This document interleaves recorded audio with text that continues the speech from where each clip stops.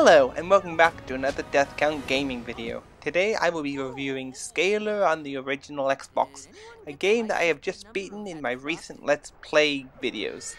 Unlike other reviews, I rate games a bit differently. I judge the game into 5 categories and give each a score out of 10. These categories are story, difficulty, graphics, gameplay, and my personal opinion on how good I think the game is. After each category gets a score, I take these scores and get an average on how good the game truly is. Now that you know the system, let's begin the review. In this game there's actually a lot of backstory that happens, so I'll try to keep this as short as possible. Scalar is about a boy named Bobby, who is an activist in his spare time. Bobby is then captured by his neighbor, who shortly after starts to interrogate him, using electrocution. To many this would seem cruel and awful, but as this takes place you quickly learn many of the people that Bobby was protesting against actually seem to be behind this. So as this scene plays out, there's more electrocution that happens, and then all of a sudden the machine being used to electrocute Bobby suddenly creates a portal and turns Bobby into a lizard. In this moment he gets loose and escapes by going through the mysterious portal. This is how he gets to this strange world. As he roams around, thinking it's all a dream, he meets another lizard guy named Leon, who eagerly tells him that he is not dreaming.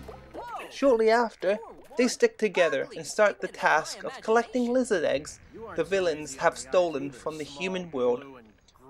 The villains' plan was to use these eggs to create an army and use the transporter to invade new worlds and to get even more powerful. However, Bobby and Leon actually need this transporter to send the eggs back home and to get Bobby back home, which is exactly where this adventure is headed towards. There are some small twists that happen, but overall this story is pretty straightforward and more easy to understand than the way I probably made it sound. On top of this, this game even had a secret ending that wrapped everything up perfectly if you had a 100% in-game. Overall, I enjoyed the story this game told, and with this, I have to give the game a 9 out of 10 for story.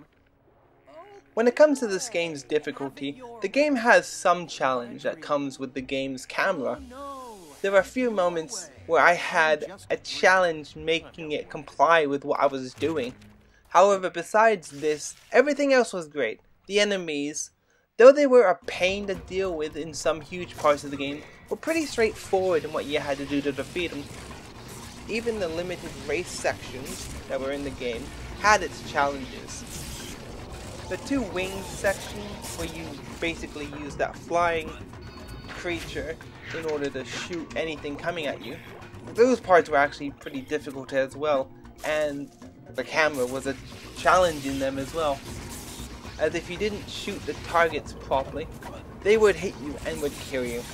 Needless to say, this game itself was challenging and somewhat unfair at times because of the camera. So, with this said, I have to give this game an 8 out of 10 for difficulty. Graphically, I think this game still holds up today. Everything looks elegant and as mystical as it was back then. The style of this game really does complement the story, and the feel of the game kept me playing even at my rage quit times. The enemies were even pleasant to look at, and the world was pleasant to look at. And overall, you could tell that a lot of thought and a lot of time went into creating the enemies and the world and all of this. So, with the graphics, I'm gonna have to give this game a 7 out of 10. As for the gameplay, the controls were very responsive and similar to other platform games, so people could easily get into this game. The music that played in the game was also great to listen to as well, and each world has its own music, except for some that didn't. The only main focus that this game had was collecting the eggs, face the boss, rail shoot things that come at you from the flying bird, race using that transformer creature that you become, and overall, there was quite a lot to do. However, I don't think all of these things combined 100%, as there was a lot of mix and match and a lot of confusion as to why they combined all these things. Also, like I stated before, the camera was also a problem, so that was one issue. Also, like I stated before as well, the enemies somewhat felt to me like I was being cheated.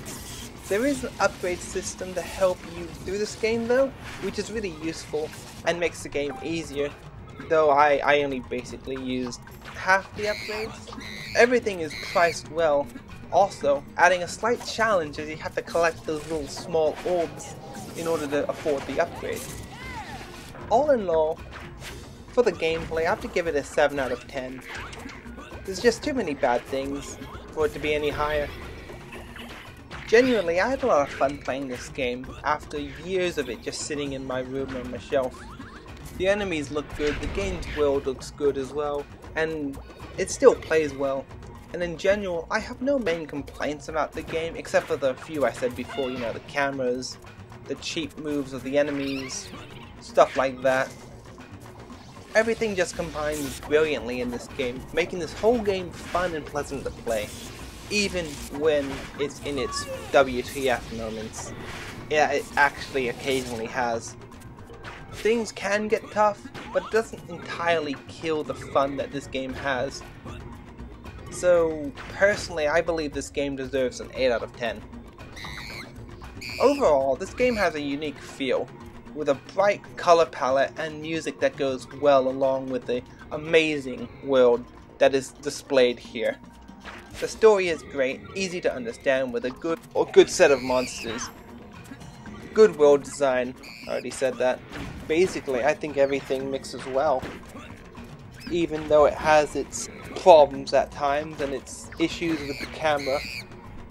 And this is exactly why the game, in my opinion, deserves the average of a 7.8 out of 10. And in case you missed my gameplay videos, I fared an astounding 151 deaths in the 12 hours and 52 minutes it actually took me to beat this game. If you want to check out my 15-part series I did on the game, I'd be grateful. Otherwise, thank you for watching my review, and I'll see you again in the next video, where I play another game, obviously. So until next time, have a nice day everyone, and I'll see you again next time. Where this egg goes, I go. Besides, you need me. All right.